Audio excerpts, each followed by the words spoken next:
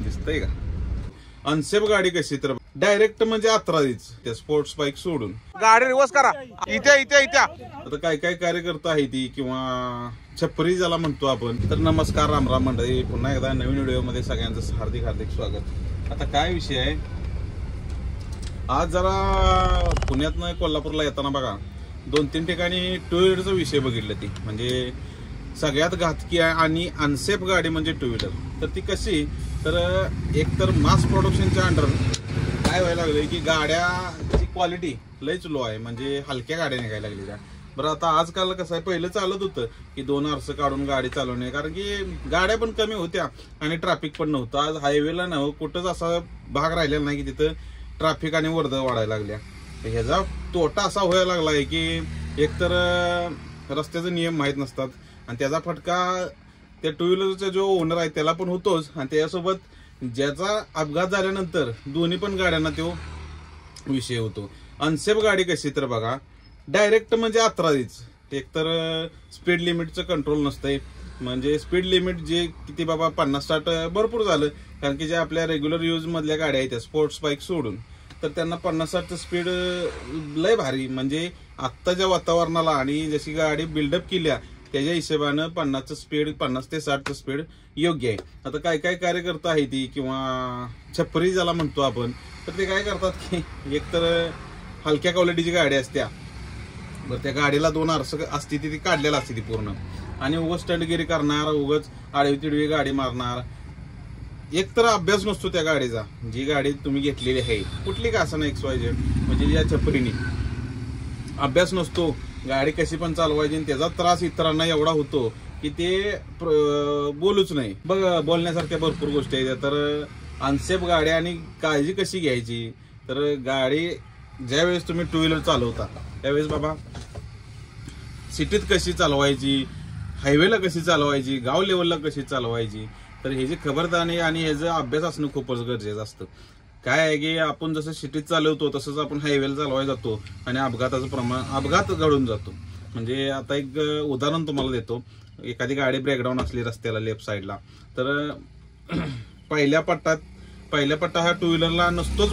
मुळात हायवेला म्हणजे जे नॅशनल हायवे आहे त्यांना टू व्हीलरला एंट्री नसती. टू व्हीलर, रिक्षा, बैलगाडी आणि ट्रॅक्टर.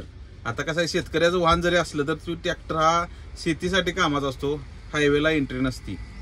पण काय आहे शेवटी, चला सगळ्यांच्या हिशेबानं काय होईल ते होईल.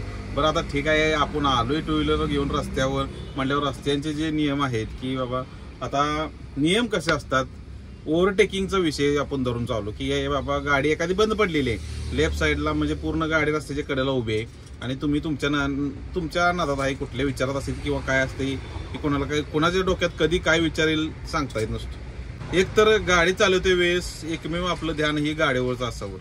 म्हणजे आपण बाबा गाडीनं चाललोय आणि आपण एक ठराविक ठिकाणी सेफ पोहोचायचं आहे ही डोक्यात असावं. उगाच गाडी चालवतोय आणि विचार असतो तिसराच, मग ते प्रसंगावधान न बाळगल्यामुळं अपघात होऊन जातात. आता लेफ्ट साईडचं उदाहरण घेऊया. गाडी समजा आपली लेफ्ट साईडला उभी आहे, गाडी एखादी ब्रेकडाऊन झालेली लेफ्ट साईडला, आरसा असतील तर आरशात बघणं खूपच गरजेचं आहे. मगाशीच आरशाचं महत्व तुम्हाला सांगितलं की 2 आरसा असल्याशिवाय गाडी हायवेला आणूच नका. 2 आरसं काढून उगाच ती रुबाबाने ती झाडण्यात ते दिवस राहिलेला नाही. ती काय आहे, कसं आहे माहिती आहे का, काय तर कंपनीला माहीत असेल किंवा मागल्या काय, कसं आहे ज्या वेळेस तुम्ही हायवेवर किंवा रस्त्यावर गाडी चालवता की आपल्यासारखाच आणि एखादा गाडी चालवणारा तिथं असतो, ही खबरदारी बाळगणं खूपच गरजेचं आहे. आपण सहज काय जातो, आपण आपल्या नादात असतो आणि त्यामुळे अपघात घडतात. मागं न बघणे, आपल्या नादात असणे, स्पीड कंट्रोल नसणे, गाडी फिरवून इकडे ठेवा नसतो. बघा त्याचा रिवर्स, गाडी रिवर्स करा, असंही करा, तोंड इकडे घ्याला. हाय 2 मिनिट, हा बरोबर घ्या, चला थांबा. इथे बघा, तुम्ही फक्त हँडल धरा, हँडल फक्त इथं निम्यापर्यंत असतो हँडल धरायचं. हा चला वळा. हा जमलं बघा, येतोय सावकाश, हँडल फक्त धरा. हा इथे इथे हा ओके सगळ्यांनी नेट लावा.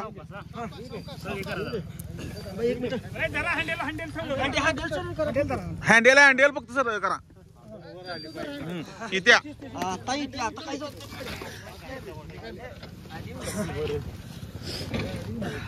लागलेला नाही ना कुणाला.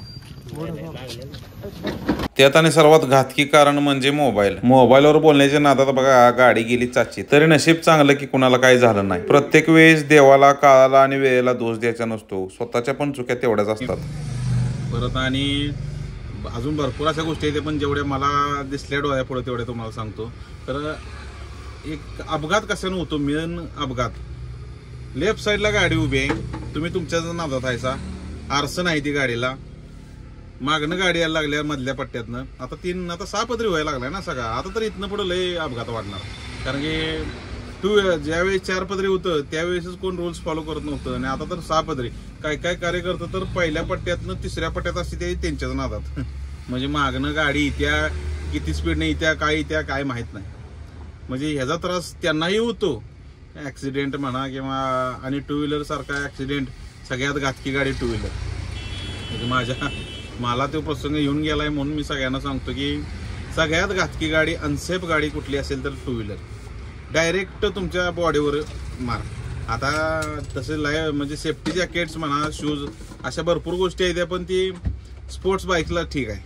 म्हणजे स्पोर्ट्स बाईक कसं असतं 100च्या वर असतं, ती सेफ असतात. तुम्ही बघितलं आजच्या रस्त्याला की सगळी सेफ्टी यूज करून ते मग गाडी पळवायची नादात असतात. पण आपलं कार्यकर्ता कसं आहे आजकाल, उगाच ती घ्यायची गाडी कुठली तर हलकीशी 100 cc किंवा 150 cc जरा व्हायचं उदाहरण दिलं तर काय वावगा ठरणार नाही, पण ती पण त्याच मापातली.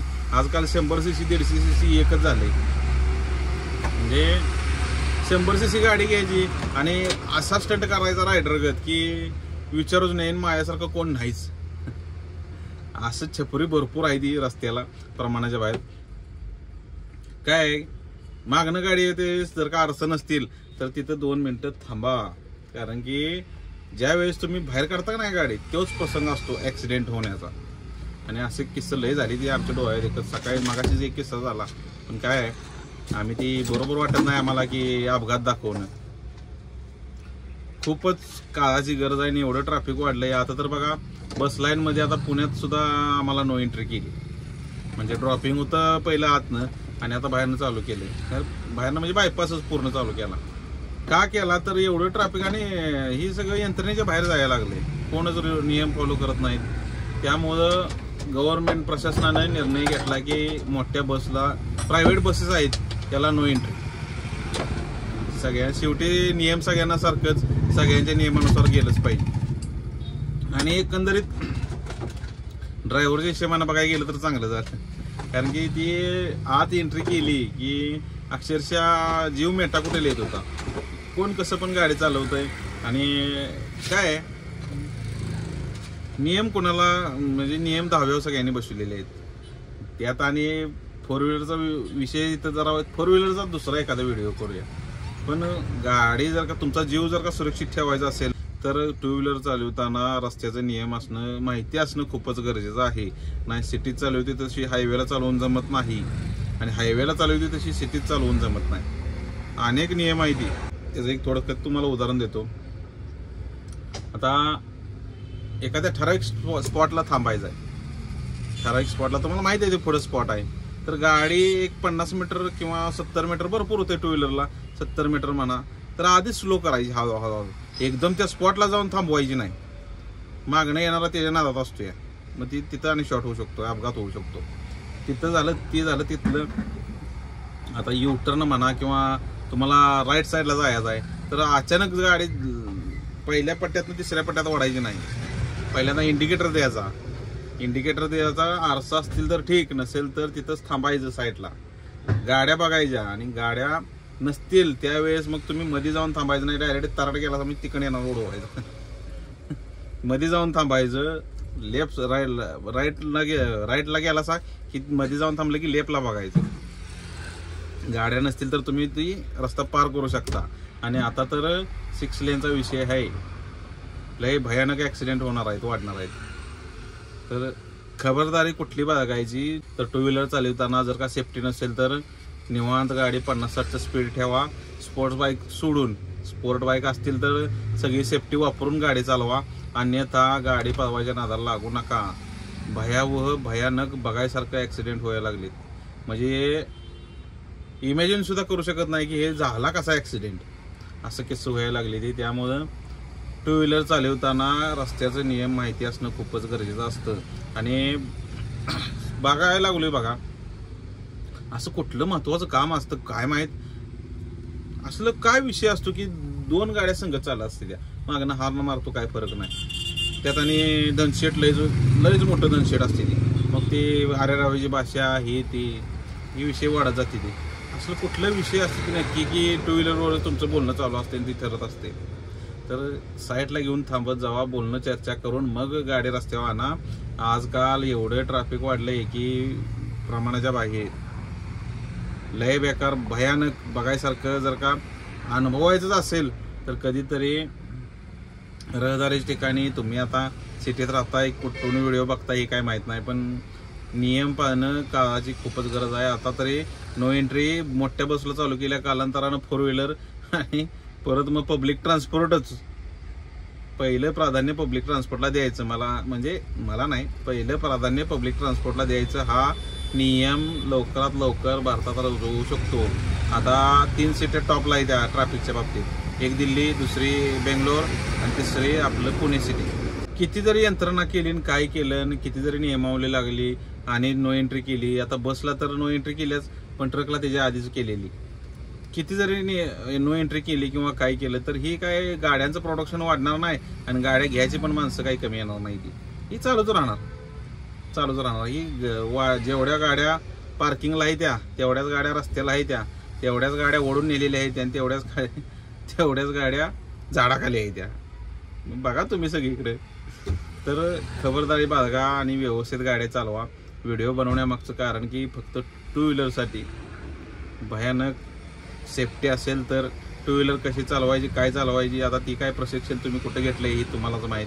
पण जे नौके आहेत त्यांनी रस्त्याचे नियम आधी फॉलो करा आणि त्यानंतर गाडी रस्त्यावर आणा. जर का गाडी येत नसेल तर गाडी रस्त्यावर हायवेला आणायच्या नादाला लागू नका. सिटीत ठीक आहे, सिटीत जरा मागं पुढं होतं. जे नौके आहेत त्यांनी सिटीत गाडी जरा वाईज हळूहळू चालवायची. कोणी पोटातनं येऊन शिकून आलेलं नसतोय. इथं येऊनच आम्ही पण इथं आल्यावर ट्रेन झाली. ते जे नाहक त्रास असतात म्हणजे आपल्यामुळे दुसऱ्यांना त्रास होतात, ते फक्त थांबावे. ते एवढंच आपलं या व्हिडिओच्या माध्यमातून सांगण्याचा मी छोटासा एक प्रयत्न केला. तर आणि भरपूर झाला व्हिडिओ आवडला तर नक्कीच लाईक करा, शेअर करा आणि सबस्क्राईब करा. थांबतो इथेच. बी सेफ ड्राईव्ह आणि धन्यवाद घेतो, राम घेतो. भेटूया नेक्स्ट ब्लॉगमध्ये. जय हिंद, जय महाराष्ट्र.